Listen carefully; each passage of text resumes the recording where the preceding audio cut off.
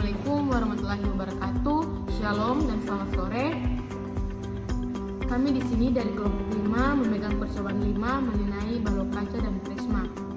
Jadi di sini kami akan memaparkan materi dari percobaan 5. Laporan lengkap kelompok. Perkenalkan, saya sendiri atas nama Dewi Cirumba dengan NIM A251210088.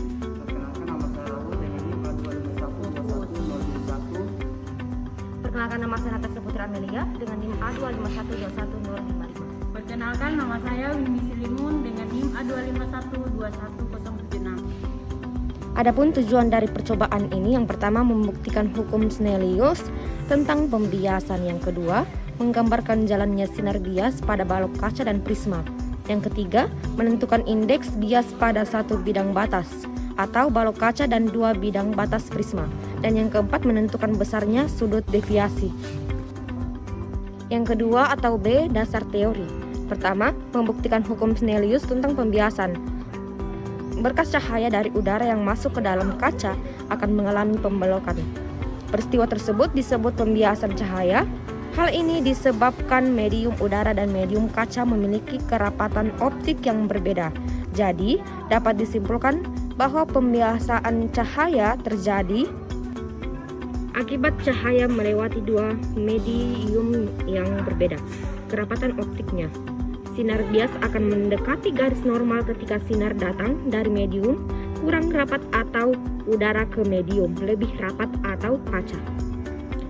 Sinar bias akan menjauhi garis normal ketika cahaya merambat dari medium lebih rapat atau kaca ke medium kurang rapat atau udara.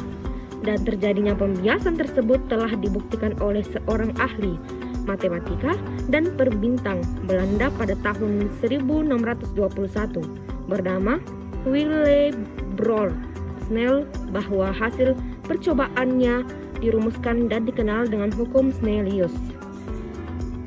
Terlihat bahwa berkas cahaya yang masuk dengan bekas cahaya yang keluar dan dari kaca adalah sejajar.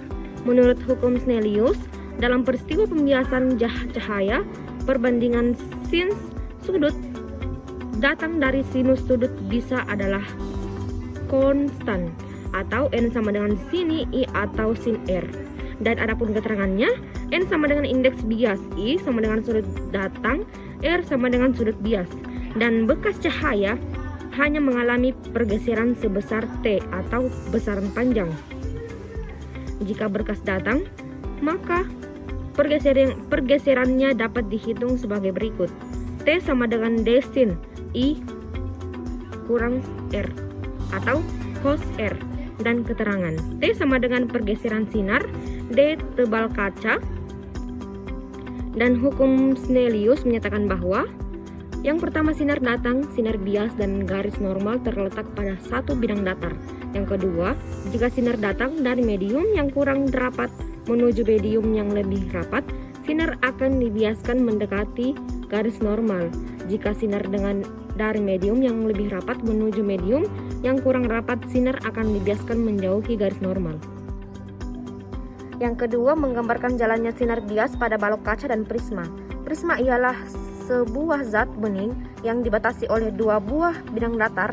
Sinar apabila seberkas sinar daring dari medium renggang atau udara menuju medium rapat, bidang prisma akan dibiaskan mendekati garis normal. Dan selanjutnya, berkas sinar tersebut dari medium normal, jalannya pembiasan pada prisma seperti yang prisma ialah sebuah zat bening yang diranggat atau udara menuju medium rapat, bidang prisma akan dibiaskan mendekati garis normal. Dan adapun persamaan sudut pincak prisma, yaitu B sama dengan R1 tambah R2, di mana B sama dengan sudut pembias prisma atau sudut puncak. R1 sama dengan sudut bias saat berkas sinar memasuki bidang batas udara prisma. Dan R2 sama dengan sudut dating saat berkas sinar memasuki bidang batas prisma udara. Yang ketiga, menentukan indeks bias pada satu bidang batas atau balok kaca dan dua bidang batas prisma. Berkas cahaya yang melewati dua medium yang berbeda menyebabkan cahaya berbelok di dalam medium yang lebih rapat kecepatan cahaya lebih kecil dibandingkan pada medium yang kurang rapat. Oleh sebab itu, cahaya membelok perbandingan laju cahaya dari dua medium tersebut disebut indeks bias dan diberi simbol N. Jika cahaya merambat dari udara atau hampa ke suatu medium indeks, biasanya disebut indeks bias mutlak.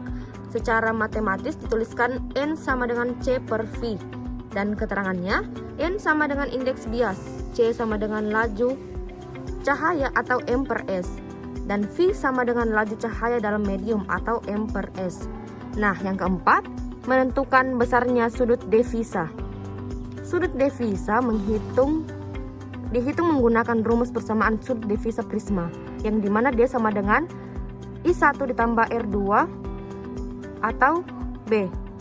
Keterangan D sama dengan sudut devisa, I1 sama dengan sudut datang pada bidang batas pertama, R2 sama dengan sudut bias pada bidang batas kedua berkas sinar keluar dari prisma, dan B sama dengan sudut puncak atau sudut bias prisma.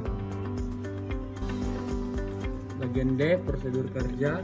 Pertama, menyiapkan alat dan bahan yang akan digunakan. Kedua, membuka aplikasi virtual lab untuk percobaan balok, kaca, dan prisma.